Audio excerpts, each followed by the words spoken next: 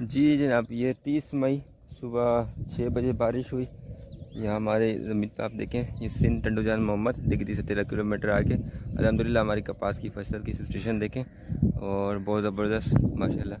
तो बारिश की सख्त ज़रूरत थी, तो जिस हद तक चाहिए था अल्हम्दुलिल्लाह कुछ कम व बेश के साथ पूरी हुई है कमी पानी की। फसल माशाल्लाह काफ़ी अच्छी बेहतर नज़र आ रही है अब, तो इसकी इंशाल्लाह ग्रोथ भी होनी है। कपास को बारिश की बड़ी ज़रूरत होती है, क्योंकि वो कपास इसकी वजह से बारिश में मिनरल्स की जो है ना क्वांटिटी आती है। मिनरल्स की क्वांटिटी आने के बाद इसकी ग्रोथ में काफ़ी अच्छी बेहतरी आती है, ग्रोथ और काफ़ी अच्छी होती है। इसमें फल वगैरह काफ़ी अच्छे लगते हैं। तो माशाल्लाह फसल वैसी अच्छी है अल्हम्दुलिल्लाह, और इसमें ये ग्रोथ आई है। इंशाल्लाह नेक्स्ट अपडेट आपको मिलती रहेगी, इसकी नेक्स्ट अपडेट आपको मिलती रहेगी। हमारे साथ जो है लाइव जुड़े रहिएगा, ठीक है। दुआ में याद रखिएगा। अल्लाह हाफ़िज़।